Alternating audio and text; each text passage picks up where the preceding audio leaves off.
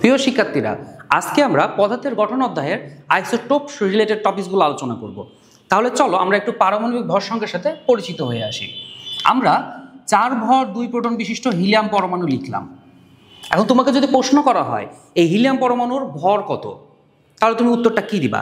দেখো, কিছু কিছু ক্ষেত্রে আমরা হিলিয়াম পরমাণুর ক্ষেত্রে 4.02 হিলিয়ামও দেখতে পাই, আবার দেখতে পাই 40 অর্থাৎ শুধু 4 হিলিয়াম। আচ্ছা, এই দুটার মধ্যে কোনো পার্থক্য আছে কিনা? তাহলে আমরা মূলত এই সকল প্রশ্ন নিয়েই কিন্তু আজকে আলোচনা করব। দেখো, প্রথমত আমি যে উদাহরণটা লিখেছি তা হলো 4 ভর বিশিষ্ট হিলিয়াম। আচ্ছা, এখন কথা হলো আমি যদি এখানে ভর বলি তাহলে এই শব্দটা ভুল হবে কিনা, আর পরেরটাতে যদি ভর বলি বা ভর সংখ্যা বলি তাহলে ভুল হবে কিনা। তোমরা মনে রাখবা, যে সকল ক্ষেত্রে ভর সংখ্যা বা ভর এর পরে পয়েন্ট যদি থাকে, যেমন এই যে পরের উদাহরণটা পয়েন্ট আছে, পয়েন্টের পর যদি কোনো ডিজিট থাকে তাহলে তাকে আমরা বলবো ভর, পারমাণবিক ভর। আর যদি কোনো ডিজিট না থাকে, ধনাত্মক পূর্ণ সংখ্যা থাকে, তাহলে আমরা সরাসরি বলবো পারমাণবিক ভর সংখ্যা, পারমাণবিক ভর সংখ্যা। তাহলে পারমাণবিক ভর সংখ্যা পারমাণবিক ভরের মধ্যে মেইন পার্থক্য হলো আমরা যদি ধনাত্মক পূর্ণ সংখ্যা পাই তাহলে সেটা হচ্ছে পারমাণবিক ভর সংখ্যা, কারণ সংখ্যা সবসময় ধনাত্মক পূর্ণ সংখ্যা। আর যদি এমন পয়েন্ট থাকে, যদিও পয়েন্টের পর ধরো 00 পর্যন্ত অনেক পর্যন্ত 0 দেওয়া আছে, তবুও কোনো সমস্যা নেই, সেই সকল ক্ষেত্রেও কিন্তু এটা পারমাণবিক ভর হবে। তাহলে ভর বলতে মূলত প্রোটন এবং নিউট্রনের ভরের সমষ্টি, আর ভর সংখ্যা বলতে প্রোটন এবং নিউট্রনের সংখ্যার সমষ্টি। আমাদের এই বিষয়টাকে কিন্তু মনে রাখতে হবে। আচ্ছা, যাই হোক, আমরা চলে আসি। আমরা এই যে পরবর্তী যে হিলিয়ামটা লিখেছি, এই হিলিয়ামটার ভর কত? তাহলে এই হিলিয়ামের ক্ষেত্রে যদি ভর বলতে চাই তাহলে সবাই বলবা যে এর ভর হচ্ছে 4। এখন প্রশ্ন হলো তাহলে এককটা কত? 4 কেজি নাকি 4 গ্রাম নাকি অন্য কিছু? দেখো, আমাদের এখানে মনে রাখতে হবে এই হিলিয়াম পরমাণুর ক্ষেত্রে ভরটাকে আমরা কয়েকভাবে প্রকাশ করতে পারি। যদি আমি বলি একটি হিলিয়াম পরমাণুর ভর, আমি কিন্তু শুধু একটা পরমাণুর কথা বলছি, তাহলে আমি শুধুমাত্র একটা পরমাণুর জন্য একক লিখব, অ্যাটমিক মাস ইউনিট। কি লিখব? Atomic mass unit. তাহলে একটি হিলিয়াম পরমাণুর ভর হবে, যেহেতু 4 একক তাই 4 অ্যাটমিক মাস ইউনিট। আমি যদি এখানে একের ক্ষেত্রে এক সংখ্যার পরিবর্তে আমি 1 মোল শব্দটা ব্যবহার করি, দেখো, তাহলে আমি যদি বলি 1 মোল হিলিয়াম পরমাণুর ভর, তাহলে কিন্তু আমার এখানে একক হবে 4 গ্রাম। তাহলে হিলিয়ামের 1 মোলের জন্য ভর কত? 4 গ্রাম। এছাড়াও কিন্তু আমি আপেক্ষিক পারমাণবিক ভর আকারেও একে লিখতে পারি। যেমন আমি যদি বলি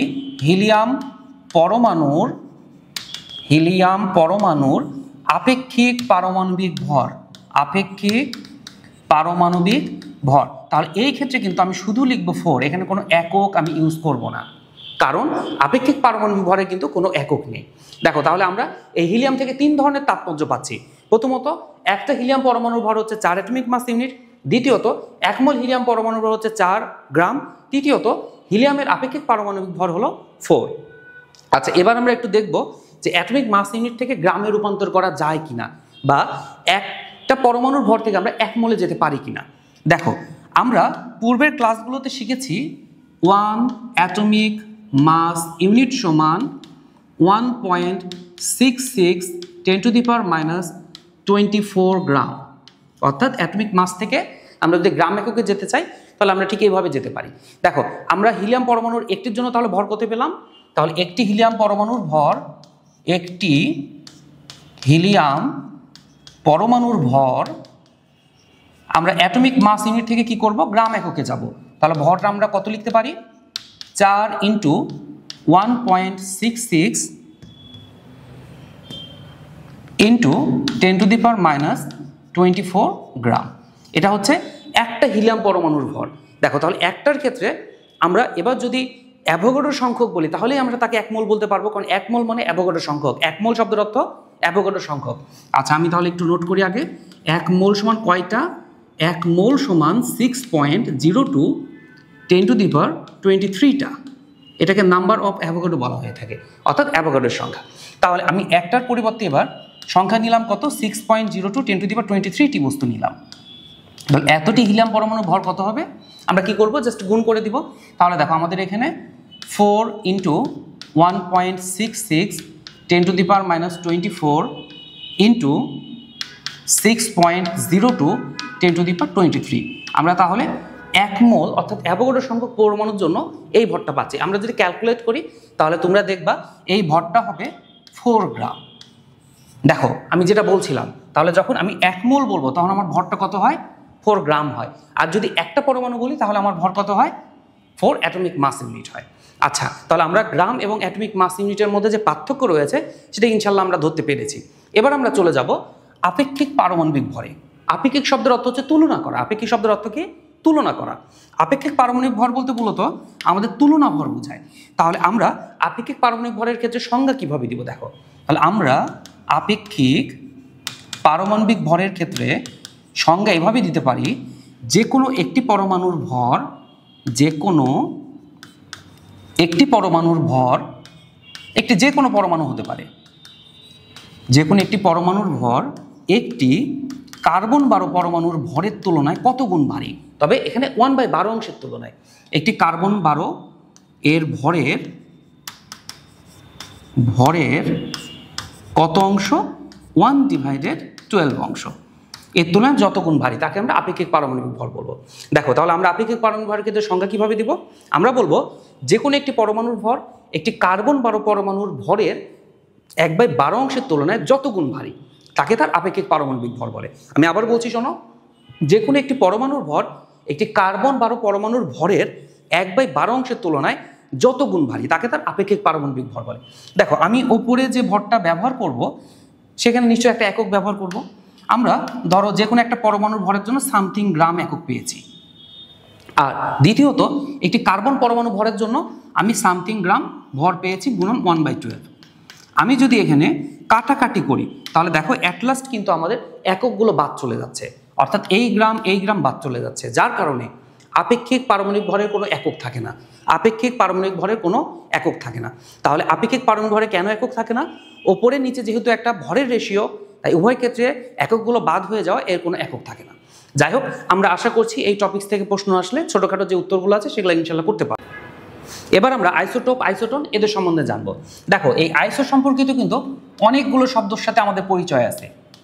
এর মধ্যে একটা শব্দ হলো আইসোটোপ। এই শব্দটা খুব কমন, আমরা পূর্বে থেকেই শুনেছি। আইসোটোপের পাশাপাশি কিন্তু আমরা আইসোটোনের সাথে পরিচিত আছি। আরেকটা নাম কি? আইসোটোন। এছাড়া আমরা কিন্তু আইসোবার এবং আইসো ইলেকট্রনিক এই শব্দগুলোর সাথেও কিন্তু পরিচিত ছিলাম। আচ্ছা, আইসো ইলেকট্রনিক, তাহলে আমরা মোটামুটি আইসো সম্পর্কিত এই 4টা শব্দের সাথে পরিচিত হব। আচ্ছা দেখো, তাহলে আমরা কিভাবে মনে রাখবো যে আইসোটোপ বা আইসোটোন চেনা যায়, বা সহজে আমরা কিভাবে আইসোটোপ আইসোটোন চিনতে পারি? যাদের লাস্টে রয়েছে দেখো আইসোটোপের প, তাহলে আমাদের মনে রাখতে হবে যে এই পয়ের সাথে মিল আছে কি প্রোটনের, তাই যাদের প্রোটন সংখ্যা একই তারা হবে পরস্পরের আইসোটোপ। আইসোটোপের লাস্টে প, তাই কিসের মিল থাকবে? প্রোটন সংখ্যার মিল থাকবে। দেখো, আইসোটোন লাস্টে আছে দন্তের ন, তাহলে এখানে কিসের মিল থাকবে? নিউটন সংখ্যার মিল থাকবে। একইভাবে আইসোবার লাস্টে আছে র, তাহলে বলো তো কিসের মিল থাকবে? ভর সংখ্যার মিল থাকবে। এবার আইসো ইলেকট্রনিকের ক্ষেত্রে দেখো, এই যে ইলেকট্রন সংখ্যা, তাহলে কিসের মিল থাকবে? ইলেকট্রন সংখ্যার মিল থাকবে। তাহলে আমরা সহজে মনে রাখবো যাদের প্রোটন সংখ্যা একই তারা আইসোটোপ, যাদের নিউটন সংখ্যা একই তারা আইসোটোন, যাদের ভর সংখ্যা একই আইসোবার, যাদের ইলেকট্রন সংখ্যা একই আইসো ইলেকট্রনিক। আচ্ছা, এবার আমরা উদাহরণ দিয়ে বিষয়টাকে একটু ক্লিয়ার করার চেষ্টা করি। দেখো, আমরা হাইড্রোজেনের 3টা বিশেষ আইসোটোপের নাম লিখছি। একটা হচ্ছে প্রোটিয়াম, ডিউটেরিয়াম, ট্রিটিয়াম। হাইড্রোজেনের 3টা বিশেষ আইসোটোপ কি কি? প্রোটিয়াম। এই প্রোটিয়াম হচ্ছে 1,1 হাইড্রোজেন, এটাকে বলা হয় প্রোটিয়াম। আর আরেকটা আইসোটোপ হচ্ছে 2,1 হাইড্রোজেন, এই হাইড্রোজেনের নাম হচ্ছে ডিউটেরিয়াম। আমরা কিন্তু ডিউটেরিয়াম অক্সাইডের সাথে আগে থেকে পরিচিত আছি। ডিউটেরিয়াম অক্সাইড হচ্ছে ভারী পানির সংকেত। তো ভারী পানি বলতে এর আণবিক ভর বেশি হওয়ার কারণে তাকে কিন্তু ভারী পানি বলা হয়। পর্যায় সারণীতে দেখো আমরা কিন্তু ডি মৌলটা খুঁজে পাইনি, আসলে বাস্তবে এই ডি মৌল কিন্তু ডিউটেরিয়াম থেকে আসছে। আচ্ছা, আরেকটা আইসোটোপ হচ্ছে 3,1 হাইড্রোজেন, তাহলে এই 3,1 হাইড্রোজেন হচ্ছে ট্রিটিয়াম। প্রোটিয়াম, ডিউটেরিয়াম, ট্রিটিয়াম, তাহলে এই 3টা হচ্ছে হাইড্রোজেনের বিশেষ আইসোটোপ। নর্মালি হাইড্রোজেনের ক্ষেত্রে প্রাকৃতিকভাবে প্রাপ্ত আইসোটোপ কিন্তু এই 3টাই। এছাড়া ল্যাবরেটরিতে তৈরি করা আরও কিছু আইসোটোপ মিলে টোটাল আইসোটোপের সংখ্যা কিন্তু 7টা। তবে প্রাকৃতিকভাবে প্রাপ্ত কয়টা? এই 3টা, প্রোটিয়াম, ডিউটেরিয়াম, ট্রিটিয়াম। আচ্ছা, প্রত্যেকের ক্ষেত্রে ভর সংখ্যা, প্রোটন সংখ্যা আমরা একটু দেখে আসি। দেখো, আমরা নর্মালি জানি যে পরমাণুর মাথার উপরে থাকে মাস নাম্বার। তাহলে মাস নাম্বার কার কত? মাস নাম্বার 1, মাস নাম্বার 2, মাস নাম্বার 3। পায়ের নিচে থাকে প্রোটন নাম্বার। তাহলে দেখো প্রোটন নাম্বার কত? Proton number 1, 1, 1। প্রত্যেকটারই কিন্তু প্রোটন সংখ্যা সেম। আচ্ছা, এবার আসি প্রত্যেকের নিউটন নাম্বার কত? নিউটন নাম্বার কিভাবে ক্যালকুলেট করতে হয়? মাথার উপরে মাস নাম্বার থেকে পায়ের নিচে প্রোটন নাম্বার বাদ দিতে হয়, তাহলে আমরা পেয়ে যাবো নিউটন নাম্বার। দেখো এখানে Newton number 0, Newton number 1, Newton number 2।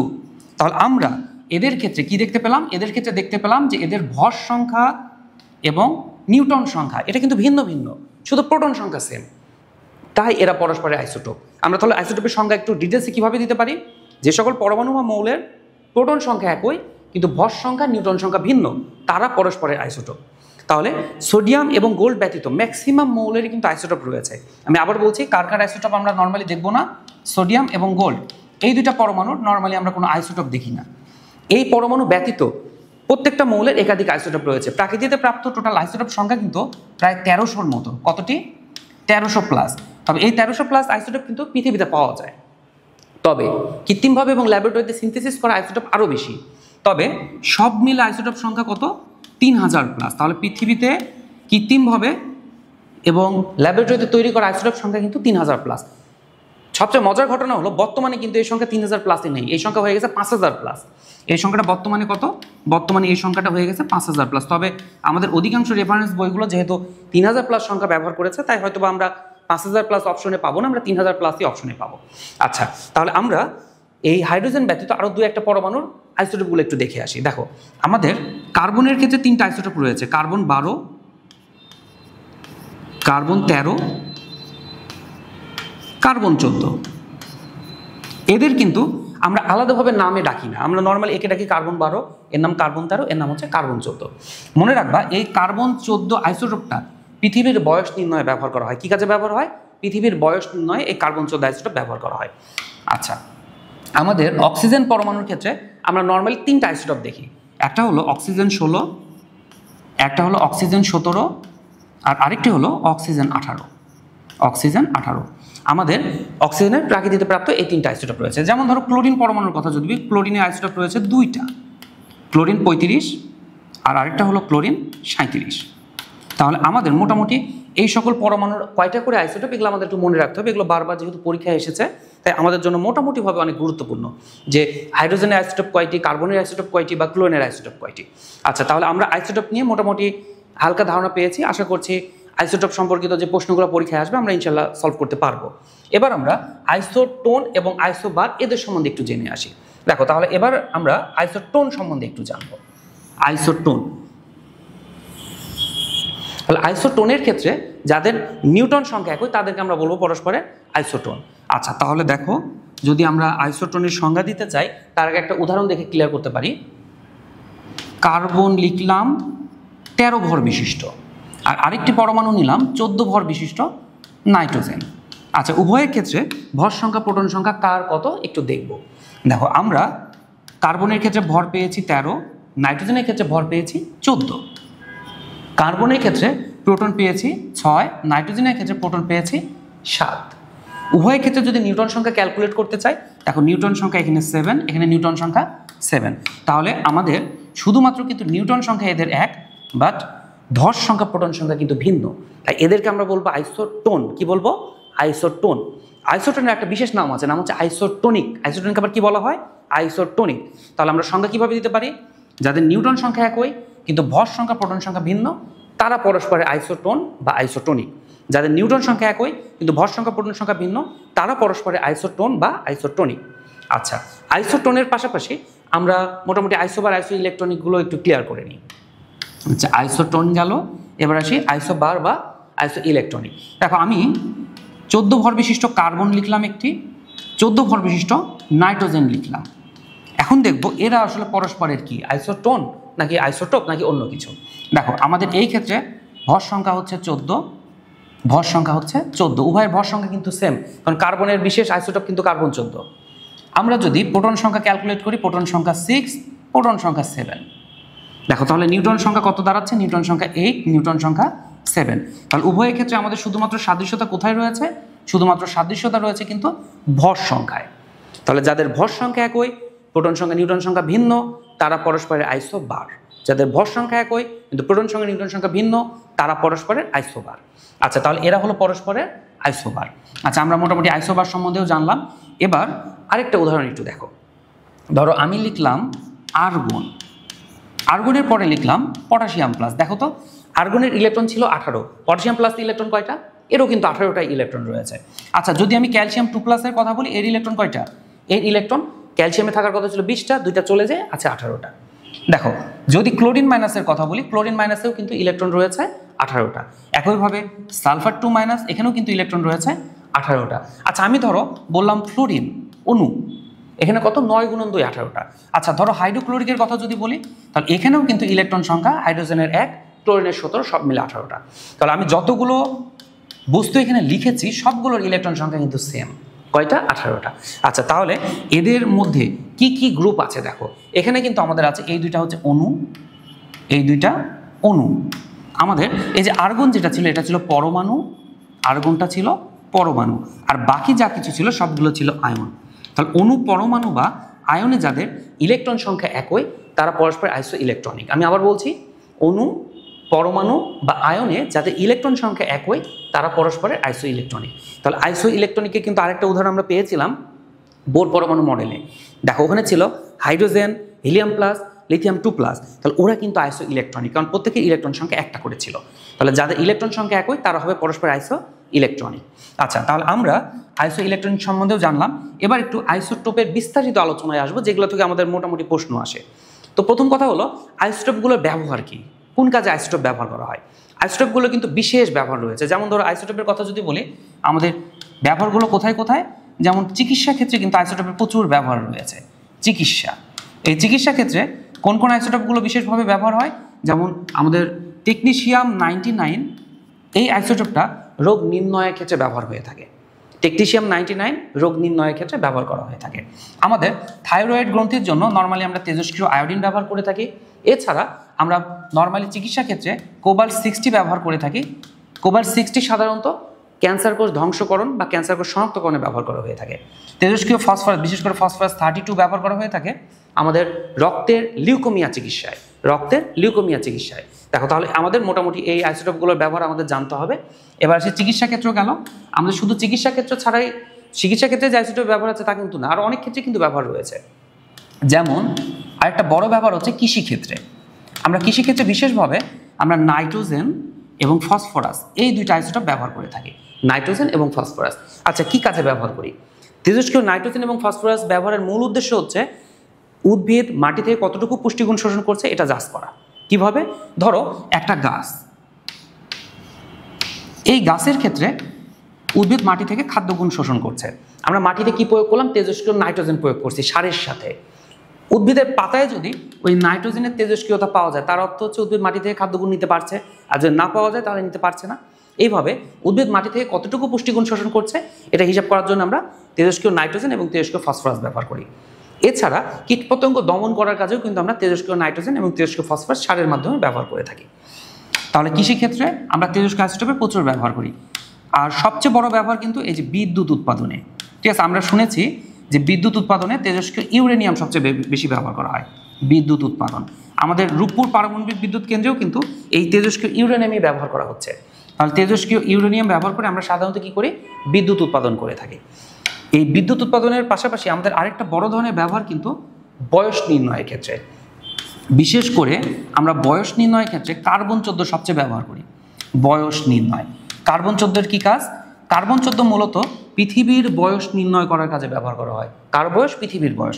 তোমরা মনে রাখবা, কার্বন 14 পৃথিবীর বয়স, আর ইউরেনিয়াম সাধারণত ফসিলের বয়স। কার্বন 14 পৃথিবীর বয়স, আর ইউরেনিয়াম ফসিলের বয়স নির্ণয় করার কাজে ব্যবহার করা হয়ে থাকে। আচ্ছা, বয়স নির্ণয়ের পাশাপাশি আমাদের শিল্পক্ষেত্রেও কিন্তু তেজস্ক্রিয় আইসোটোপের বিশেষ ব্যবহার রয়েছে। শিল্পক্ষেত্র, আচ্ছা শিল্পক্ষেত্রে এর কাজ কি? শিল্পক্ষেত্রে নর্মালি গণনা করা, ধাতবপাতের পুরুত্ব নির্ণয় করা, এই সকল কাজে আমরা তেজস্ক্রিয় আইসোটোপ ব্যবহার করে থাকি। শিল্পক্ষেত্রের পাশাপাশি আমরা কিন্তু খাদ্য সংরক্ষণেও তেজস্ক্রিয় আইসোটোপ ব্যবহার করি। খাদ্য সংরক্ষণ, খাদ্য সংরক্ষণে কিভাবে আমরা ব্যবহার করি তেজস্ক্রিয় আইসোটোপ? মনে রাখবা, এই গামা রশ্মি খাদ্যবস্তুর মধ্যে দিয়ে যাওয়ার সময়, তেজস্ক্রিয় গামা রশ্মি খাদ্যবস্তুর মধ্যে দিয়ে যাওয়ার সময় খাদ্যবস্তুর ভেতরে ছত্রাক, ব্যাকটেরিয়া যা কিছু আছে সবগুলোকে দমন করে ফেলে। এইভাবে সাধারণত আমরা খাদ্যবস্তুকে দীর্ঘদিন সংরক্ষণ করতে পারি। আর আরেকটা ব্যবহার রয়েছে ল্যাবরেটরিতে। এই ল্যাবরেটরিতে আমরা তেজস্ক্রিয় আইসোটোপ কী কাজে ব্যবহার করি? কোনো বিক্রিয়া থেমে গেল কিনা, বিক্রিয়া গতিশীল কিনা, বিক্রিয়ার সাম্যাবস্থা উপনীত হয়েছে কিনা, এই সকল কাজ হিসাব করার জন্য আমরা ল্যাবরেটরিতে তেজস্ক্রিয় আইসোটোপ ব্যবহার করি। তবে ল্যাবরেটরিতে যে সকল আইসোটোপ ব্যবহার করা হয় তার মধ্যে তেজস্ক্রিয় আয়োডিন, তেজস্ক্রিয় কার্বন, তেজস্ক্রিয় নাইট্রোজেন এগুলো বিশেষভাবে ব্যবহার করা হয়ে থাকে, মানে এই সকল আইসোটোপগুলো বেশি ব্যবহার হয়। পরীক্ষায় যদি তেজস্ক্রিয় আইসোটোপের ব্যবহার আসে, এটা সাধারণত ক্ষয়ের জন্য আসতে পারে, গহ্বরের জন্য আসতে পারে। তবে কত মার্কসের জন্য আসতেছে তার উপর ভিত্তি করে কিন্তু তোমাকে উত্তরটা লিখতে হবে।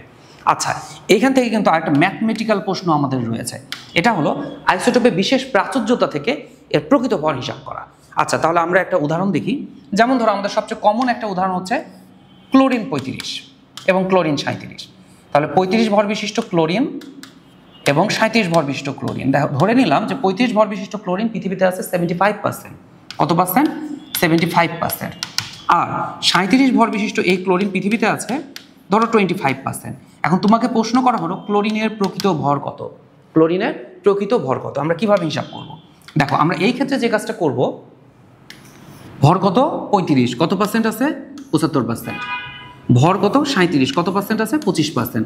তাহলে এদেরকে গুণ করে সমষ্টি করে আবার গড় করব। আচ্ছা, তাহলে আমরা প্রকৃত ভর নির্ণয় করছি। প্রকৃত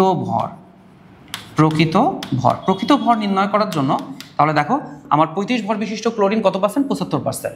তাহলে 35 ভর ক্লোরিন আছে 75% যোগ 37 ভর বিশিষ্ট ক্লোরিন আছে কত পার্সেন্ট? 25%। 37 ভর বিশিষ্ট ক্লোরিন 25%, এই যে 37 ভর গুণন 25%। আচ্ছা, আমরা যোগ করে ফেললাম। তাহলে 35 ভর বিশিষ্ট ক্লোরিন 75%, দুইটাকে গুণ করেছি। 37 ভর বিশিষ্ট ক্লোরিন 25% গুণ করেছি, দিয়ে সমষ্টিগত যোগ করলাম। আচ্ছা, এবার কি করবো? 100 দিয়ে ভাগ করব। আচ্ছা, কেন 100? কারণ শতকরা তোমার সবসময় 100তে হয়, দুইটা শতকরা মিলে 100। আমরা যখন এটাকে ভাগ করবো আমরা গড় মান পেয়ে যাবো। তাহলে গড় মানটা কত হবে? গড় মানটা হবে 35.5। তাহলে ক্লোরিনের প্রকৃত ভর কত? 35.5। আমরা সচরাচর এই অঙ্কগুলো ভুল করি না, আমরা ভুল করি এককে। কিভাবে একক ভুল করি? যখন আমি বলবো একটা ক্লোরিনের প্রকৃত ভর, দেখো একটি ক্লোরিন এর প্রকৃত ভর, তখন আমাকে একক লিখতে হবে atomic mass unit. Atomic mass unit. যখন আমি বলবো 1 মোল ক্লোরিনের প্রকৃত ভর, 1 মোল ক্লোরিন এর প্রকৃত ভর, তখন আমাকে একক লিখতে হবে গ্রাম একক। কারণ আমি আগেই বলেছি মোল সবসময় গ্রামে লিখব, একটির জন্য অ্যাটমিক মাস ইউনিট লিখব। আর আমরা যদি সরাসরি আপেক্ষিক পারমাণবিক ভর লিখি, আপেক্ষিক পারমাণবিক ভর আকারে লিখি, তাহলে এই ক্ষেত্রে কোনো এককই লিখবো না, সরাসরি লিখবো 35.5। কারণ আপেক্ষিক পারমাণবিক ভরে কোনো একক নাই। আমাদের এই অংশ থেকে যে পরীক্ষায় প্রশ্নগুলো আসে, সেই প্রশ্নগুলো কিন্তু মূলত দুই টাইপসের। একটা আসে ম্যাথমেটিক্যাল টার্ম, অর্থাৎ এই যে প্রকৃত ভর হিসাব করা, আর আরেকটা প্রশ্ন আসে তেজস্ক্রিয় আইসোটোপের ব্যবহার সম্পর্কিত। তো আশা করছি আমরা এই দুই টাইপসের প্রশ্ন ইনশাল্লাহ উত্তর করতে পারবো, আমাদের তেমন কোনো সমস্যা হবে না। তাহলে আজকের মতো আলোচনা এ পর্যন্তই।